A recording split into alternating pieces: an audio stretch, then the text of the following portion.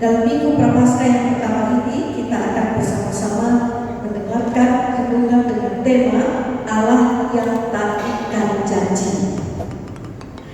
Saudara-saudara, kita bersyukur bahwa kita punya Allah yang begitu luar biasa.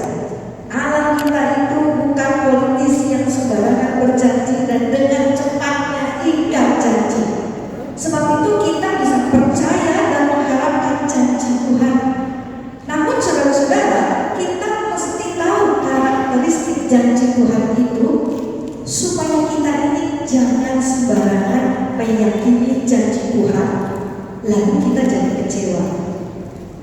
Banyak orang Kristen tidak kenal karakteristik atau ciri-ciri janji Allah sehingga sembarangan mengklaim janji Tuhan, padahal sebenarnya janji Allah itu tidak seperti yang mereka pikirkan. Nah, saudara-saudara, apakah jenis-jenis janji Allah itu? Janji Allah itu di dalam Alkitab dikategorikan di dalam 3 jenis. Yang pertama yang disebut sebagai janji umum. Janji Allah secara umum adalah janji yang berlaku bagi seluruh umat manusia pada umumnya. Kita tidak perlu melakukan sesuatu lebih dulu supaya kita bisa mengalami janji Allah ini. Contohnya saudara-saudara, ketika Allah berjanji di dalam Kejadian pasal 9 ayat 9 sampai 10, di situ dikatakan begini: sesungguhnya aku mengadakan perjanjianku dengan kamu dan dengan keturunanmu dan dengan segala makhluk hidup yang bersama-sama dengan kamu, burung-burung, ternak dan binatang-binatang liar di bumi yang bersama-sama dengan kamu, segala yang keluar dari bahtera itu, segala binatang di bumi. Nah, saudara, ini adalah janji Allah yang berlaku secara umum untuk seluruh umat manusia. Manusia tidak perlu melakukan sesuatu untuk menerima janji Allah ini. Jadi kita bisa mengalami janji Tuhan ini, kita bisa terus mengingatnya, kita bisa terus percaya kepada janji Tuhan ini.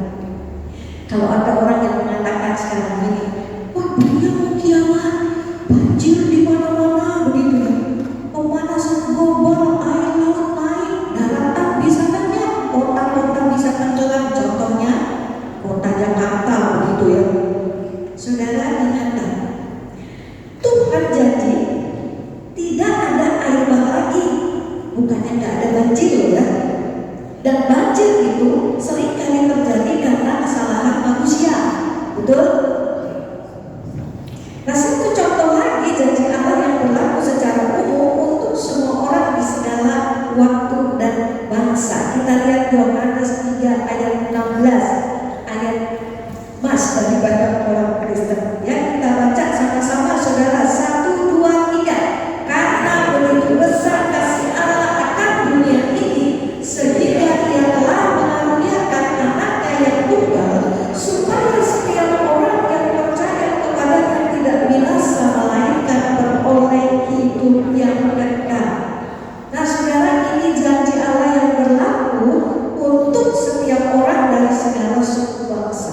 Siapa saja dari suku bangsa manapun, apapun latar belakangnya, kalau dia mau mengakui dosanya, dia percaya kepada Tuhan Yesus, maka dia akan diselamatkan. Manusia tidak perlu menjadi baik dulu supaya bisa menerima Tuhan Yesus. Janji umum. Yang kedua, saudara, janji khusus. Nah, janji khusus ini adalah janji yang digenapi kepada orang-orang tertentu, di mana Tuhan itu sudah berjanji kepada mereka sebelumnya. Saudara, perhatikan janji yang Tuhan katakan di dalam 2 Samuel 7 ayat 12. Di situ dikatakan begini: apabila umurmu sudah genap dan engkau mendapat perhentian bersama-sama dengan nenek moyangmu, maka aku akan membangkitkan keturunanmu yang kemudian, anak kandungmu, dan aku akan mengokohkan kerajaannya. Saudara, kepada siapa Tuhan menyatakan janjinya ini? Janji ini diberikan kepada Daud. Jadi janji ini hanya berlaku untuk Daud dan tidak berlaku untuk semua orang Kristen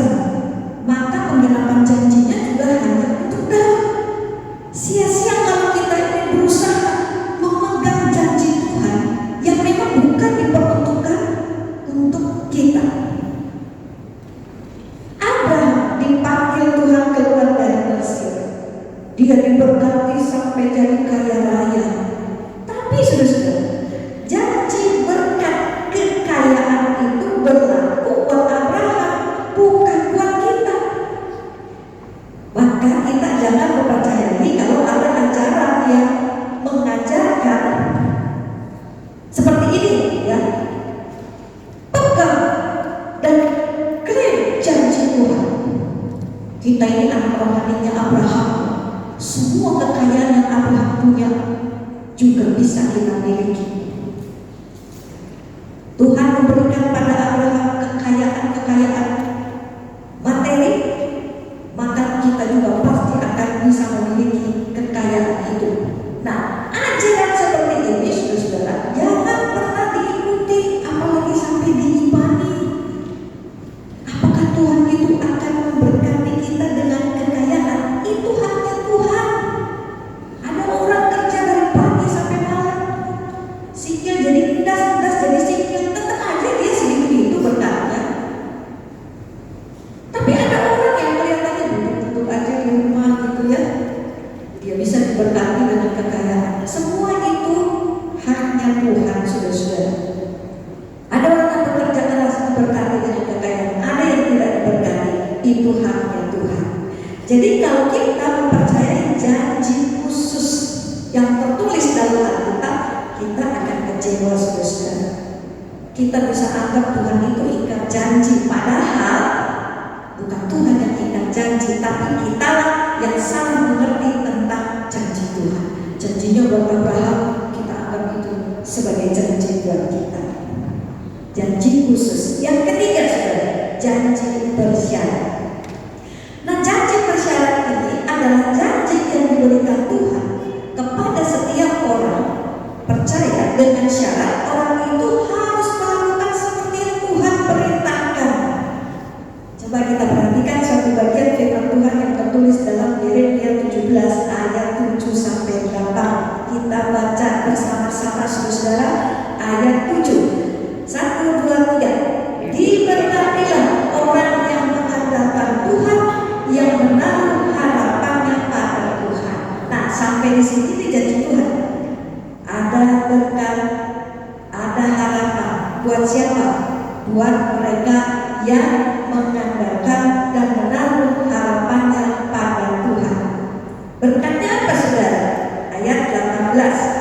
Ia akan seperti pohon yang ditanam di tepi air, yang merambatkan akar-akarnya ke tepi batang air, yang tidak mengalami datangnya panas terik, yang daunnya tetap hijau, yang tidak khawatir dalam tahun kering, dan yang tidak berhenti menghasilkan buah.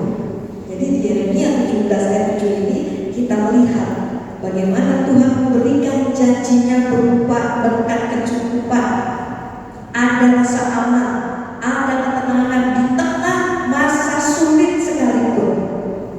Janji Tuhan itu berlaku buat semua anak-anak Tuhan.